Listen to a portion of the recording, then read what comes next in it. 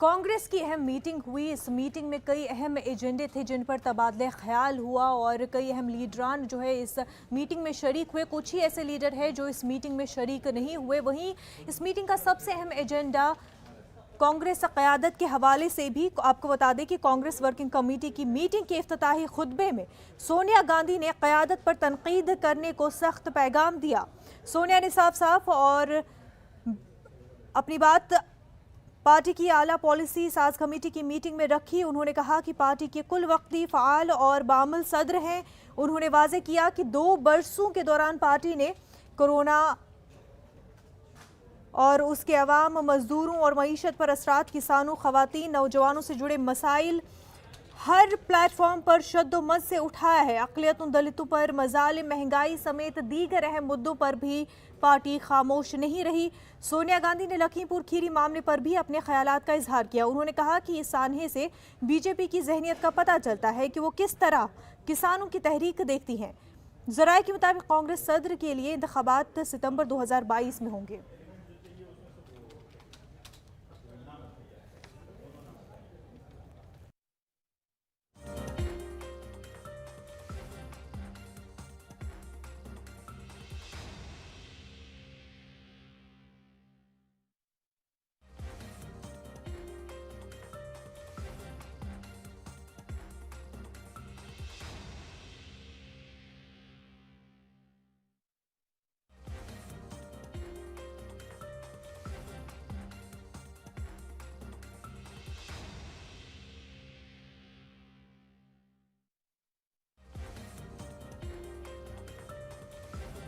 सोनिया गांधी के सख्त पैगाम के बाद गुलाम नबी आज़ाद ने भी बयान दिया है। उन्होंने कहा कि सोनिया गांधी की क़यादत पर कोई सवाल नहीं है, उनकी क़यादत पर भरोसा है। आज़ाद ने कहा कि हमें सोनिया गांधी की क़यादत पर, लीडरशिप पर पूरा भरोसा है।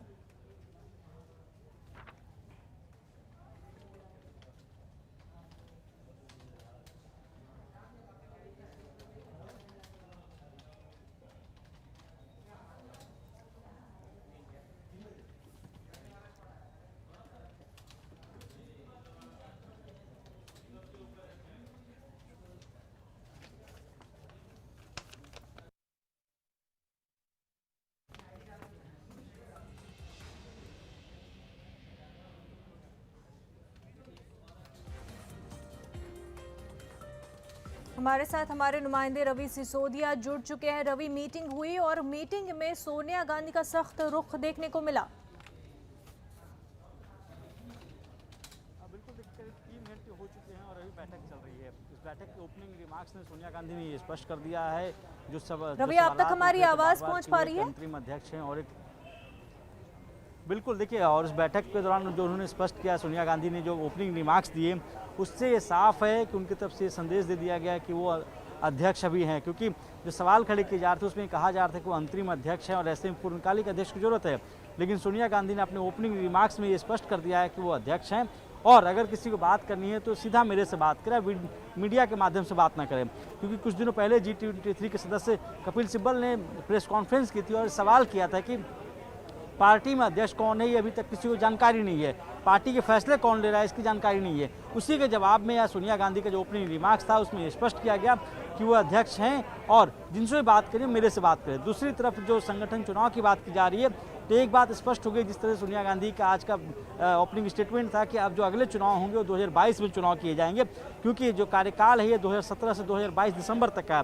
तो ऐसे में जो संगठन के चुनाव है वो सितंबर या अक्टूबर में होंगे। इसकी घोषणा कांग्रेस वर्किंग कमेटी की बैठक के बाद की जा सकती है।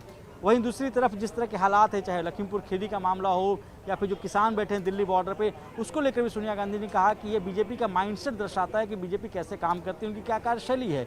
और साथ ही साथ महंगाई को लेकर भी उन्होंने एक तरह से कहीं ना कहीं सरकार के ऊपर सवाल खड़े किए।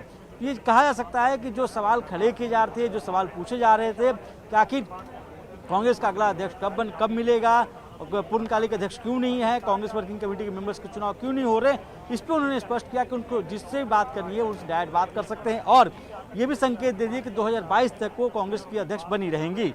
जी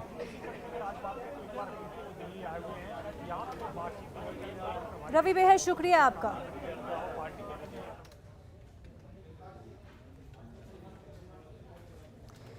एनसी को एक और झटका लगा है।